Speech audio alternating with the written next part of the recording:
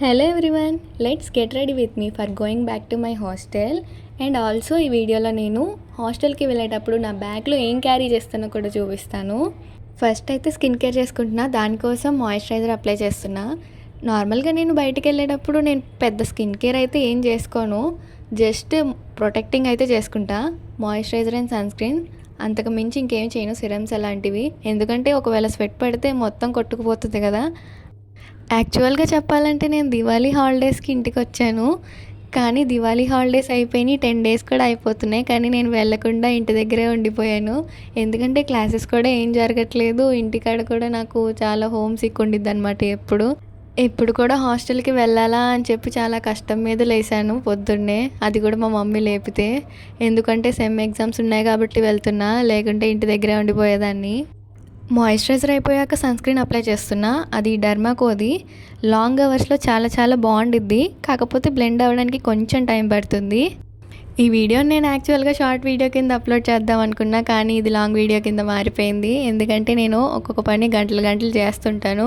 మీకు ఇది చూపించేది కూడా 2x స్పీడ్లో పెట్టి చూపిస్తున్నాను. నేను బయట చేసింది అయితే చాలా స్లోగా అప్లై చేయడం, చాలా స్లోగా అన్ని పనులు చేస్తుంటా. సన్ స్క్రీన్ అయిపోయిన తర్వాత నా ఐబ్రోస్ మంచి షేప్లో ఉంటాయి, కానీ కొంచెం థిన్గా ఉంటాయి, వాల్యూమ్ ఉండదు. సో అందుకని ఐబ్రో పెన్సిల్ యూస్ చేస్తున్నా. కొంచెం అలా బ్లెండ్ చేస్తాను, అప్పుడే కొంచెం రియాలిటీగా అనిపించింది. నెక్స్ట్ మన ఫేవరెట్ ఐటమ్ కాజల్. కాజల్ అంటే హీరోయిన్ కాజల్ కాదు, కళ్ళకి పెట్టుకునే కాటుక కాజల్.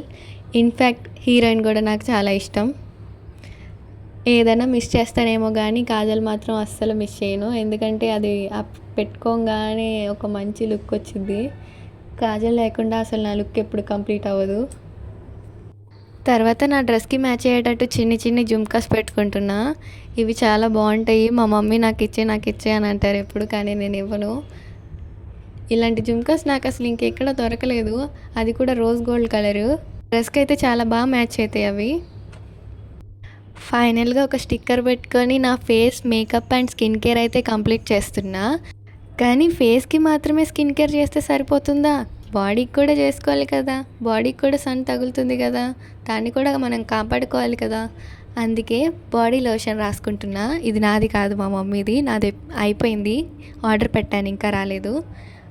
బాడీ లోషన్ తర్వాత సన్ స్క్రీన్ ఉంది, WishCare sunscreen use చేస్తున్నాను. అసలు ఈ సన్ స్క్రీన్ ఎంత బాగుంటుందంటే దీని టెక్స్చర్ చూస్తే నాకు తినేయాలనిపించింది, అంత బాగుంటుంది, క్రీమీగా. అది కూడా చాలా మంచిగా బ్లెండ్ అయ్యిద్ది.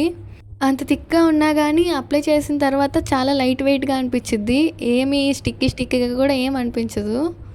స్కిన్ కేర్ మేకప్ అంతా అయిపోయింది కదా, ఇప్పుడు అసలు మనం అసలైన ఘట్టానికి వెళ్తున్నాం, అదే మన హెయిర్. నా హెయిర్ ఎలా ఉండిద్ది అంటే దువ్వనట్టే ఉండిద్ది, ఎందుకంటే నాది కర్లీ అండ్ ఫ్రిజీ హెయిర్. నేను ఎంత మంచిగా దూకొని వెళ్ళినా మా ఫ్రెండ్స్ అందరూ హెయిర్ కొంచెం దూకొని రావచ్చు కదా అని అంటారు. వాళ్ళకేం తెలుసు నేను ఈ హెయిర్తో పడే కష్టాలు. ఇంకా నేను దాన్ని దువ్వడమే మానేసాను చెప్పాలంటే. ఎందుకంటే దువ్వితేనేమో పైకి లెగిసిపోయిద్ది, మొత్తం ఫ్రిజీగా. దువ్వకపోతేనే కొంచెం బాగుంది అనిపించిద్ది, కొంచెం కిందకు ఉండిద్ది. అందుకే నేను ఫస్ట్ పార్టీషన్స్ అన్నీ చిక్కు తీసేసి వెనక్కి క్లిప్ పెట్టేసుకుంటా, తర్వాత సైడ్ పార్టీషన్స్ని చిక్కు తీసుకుంటాను. కోంబ్ అయితే అస్సలు యూస్ చేయను, ఒకవేళ కోంబ్ యూస్ చేశానంటే చింపే జుట్టులాగా మారిపోయిద్ది. అన్నీ బాగానే ఉన్నాయి, కానీ నేను ఒకటి మర్చిపోయాను, అదే లిప్స్టిక్ వేసుకోవడం మర్చిపోయాను. తర్వాత గుర్తొచ్చింది, అది కూడా బాక్స్లో లిప్స్టిక్ చూసాక, ఓ షర్ట్ నేను వేసుకోవడం మర్చిపోయానని చెప్పి. అంతసేపు నేను వీడియోలో చూసుకుంటున్నా, అయినా కానీ నాకు గుర్తు రాలేదు, కాస్త మతిమరిపోవడం ఉంది.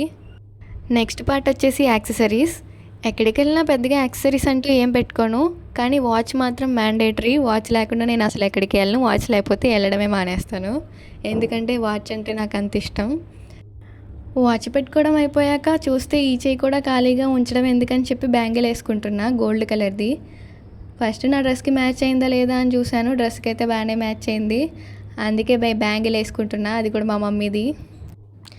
నేను రెడీ అవ్వడం అయితే కంప్లీట్ అయిపోయింది, కానీ ఎందుకు అంతసేపు చూసుకుంటున్నానంటే కొంచెం మతిమరుపు అని చెప్పాను కదా, ఏమైనా మర్చిపోయినా అని చెప్పి అలా చూసుకుంటున్నాను.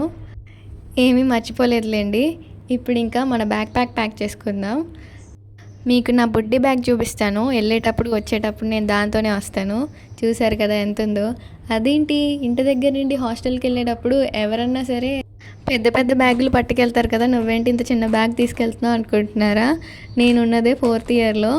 ఇంకొక సెమిస్టర్ ఎగ్జామ్స్ అయిపోతే ఖాళీ చేసి ఇంకో పర్మనెంట్గా ఇంటికి వచ్చేయడమే. అందుకని చెప్పి పెద్ద లగేజ్ ఏం తీసుకెళ్ళట్లేదు.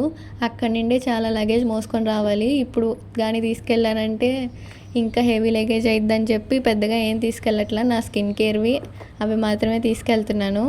ఇందాక అప్లై చేసుకున్నా కదా మాయిశ్చరైజర్, వచ్చేటప్పుడు కూడా అవే తీసుకొచ్చాను ఇంటికి వచ్చేటప్పుడు. ఇప్పుడు ఇంకా వెళ్ళేటప్పుడు కూడా ఇదే మన తాళనమాట.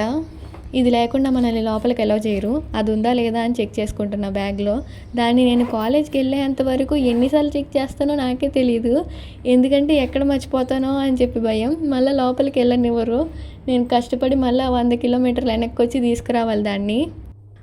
బ్యాగ్ అయితే ప్యాక్ చేయడం అయిపోయింది. ఇంకో పక్క మా అమ్మ డోర్ కూడా బాగా కొడుతుంది. ఎందుకంటే నేను గంట నుండి ఇక్కడే ఉన్నాను, వీడియో తీస్తున్నా అని మా అమ్మకి తెలియదు కదా. ఇంకా నేను ఏం చేస్తున్నానో మళ్ళీ పడుకున్నానేమో అని చెప్పి మా అమ్మ డోర్ నాక్ చేస్తుంది. ఈ వీడియో అయితే ఇంక ఇంతే ఫ్రెండ్స్. నెక్స్ట్ వీడియోలో మళ్ళీ కలుద్దాం. Okay bye.